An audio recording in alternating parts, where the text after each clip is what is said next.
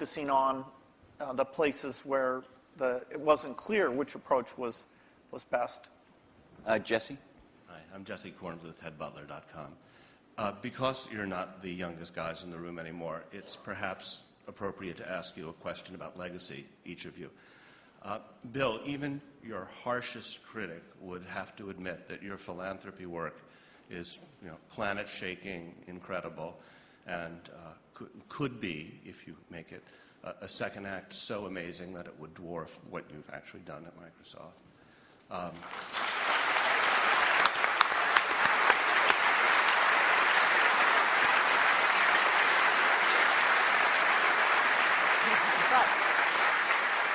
If you had to choose a legacy, what would it be? And Steve, do you look at Bill and you think, gee, that guy is so lucky. He had a company so rich with talent that he didn't have to personally, come in every day and save it. And, I wish I had the opportunity.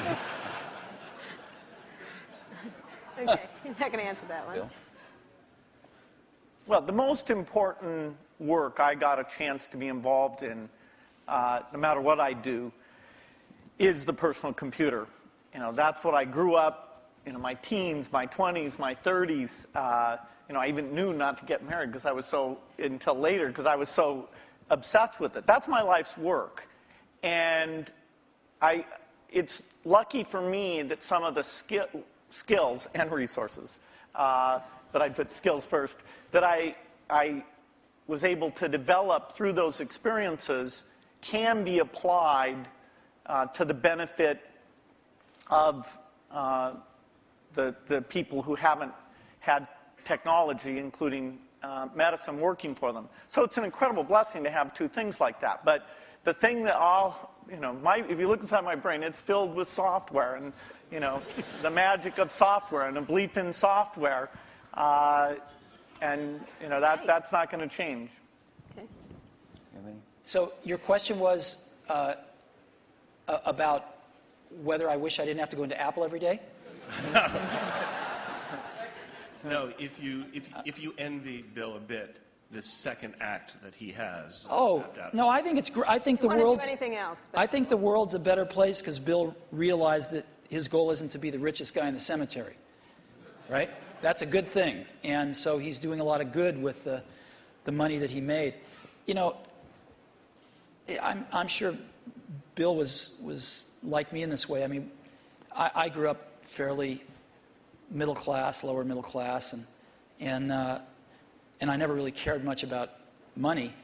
And Apple was so successful early on in life that I was very lucky that I didn't have to care about money then. And so I've been able to focus on work and then later on my family. And I sort of look at us as two of the luckiest guys on the planet because we found what we loved to do and we were at the right place at the right time.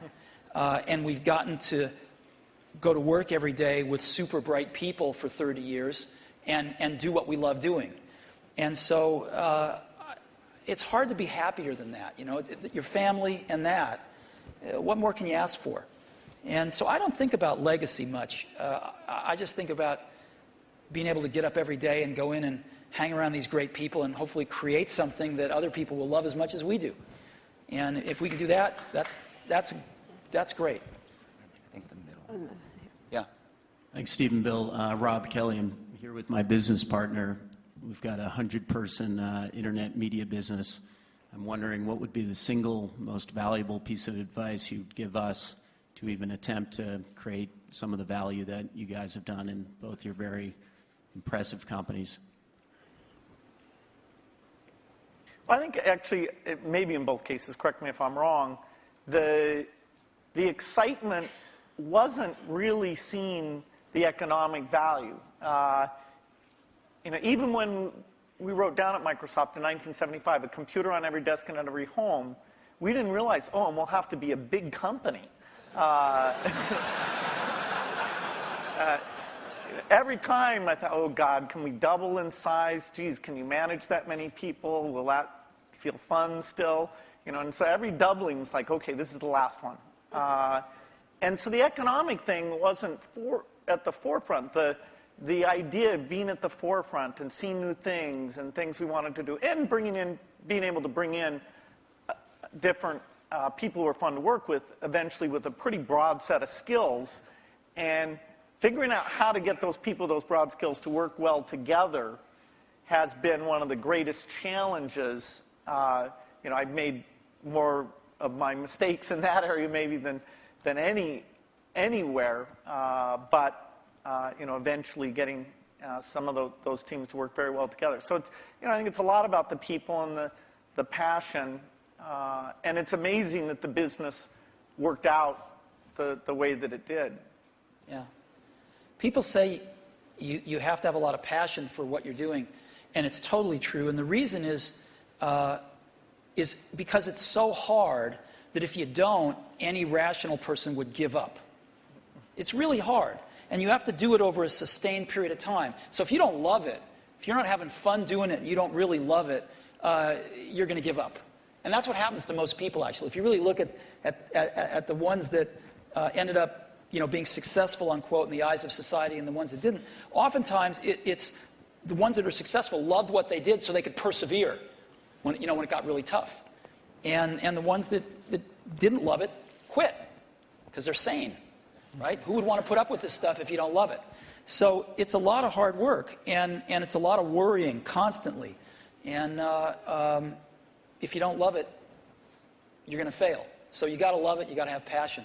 And I think that's the high order bit. The second thing is you've got to be a really good talent scout, because no matter how smart you are, you need a team of great people, and you've got to figure out how to size people up fairly quickly, make decisions without knowing people too well, and hire them, and see how you do, and refine your intuition, and be able to help build an organization that can eventually just build itself. Because you need great people around you. Thank you. Liz Beyer, question, I guess it's historical curiosity. You approached the same opportunity so very differently.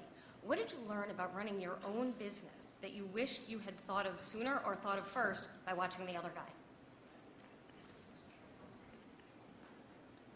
Well, I'd give a lot to have Steve's taste. He has natural, not a joke at all. I think in terms of intuitive taste, both for people and products. We sat in Mac product reviews where there were questions about software choices, how things would be done, that I viewed as an engineering question, and that's just how my mind works. And I'd see Steve make the decision based on a sense of people and product that it's even hard for me to explain. The way he does things, it's just different. And I think it's magical. And in that case, wow.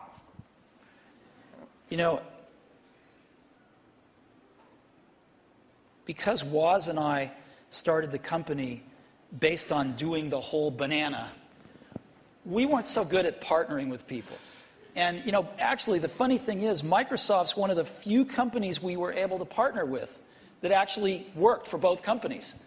And we weren't so good at that, as where Bill and Microsoft were really good at it, because they didn't make the whole thing in the early days. And they learned how to partner with people really well. And I think if Apple could have had a little more of that in its DNA, it would have served it extremely well.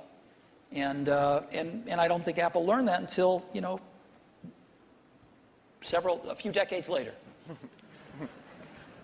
Last question. Is there? This over here. I'm sorry. Over here. Yeah, hi. Charlie Brenner from Fidelity Investments.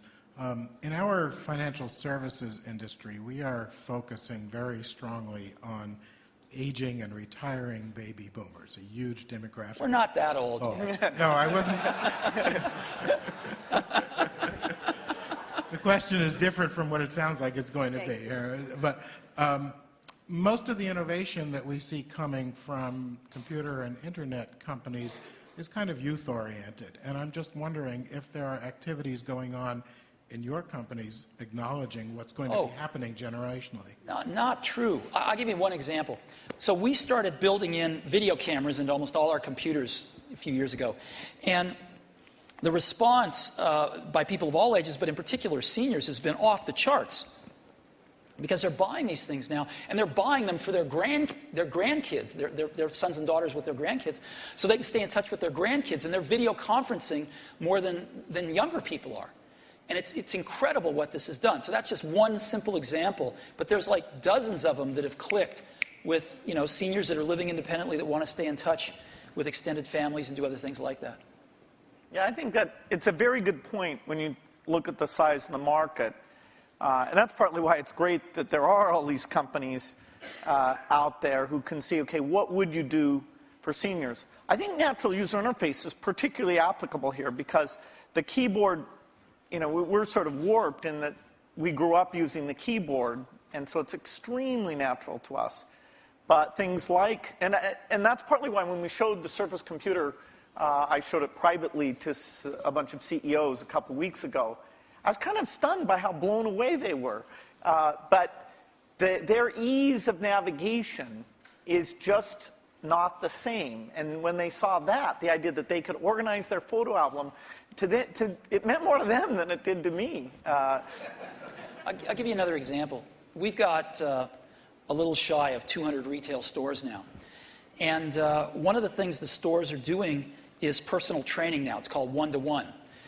And we are up to now a run rate of 1 million personal training sessions. They last an hour per year. 1 million per year. You only started a little while ago, right? Yeah. We started about a year ago. And we're up to 1 million training sessions a year run rate now. And a lot of those folks, some of them anyway, many of them are seniors. And they're coming in and they're spending an hour learning how to use Office, and they're spending an hour learning how to video conference. And they can basically come in as much as they want, and they can schedule these things throughout a year, and they pay $99, I think, a year for it. And it's been great. Last question. Now the last question over there.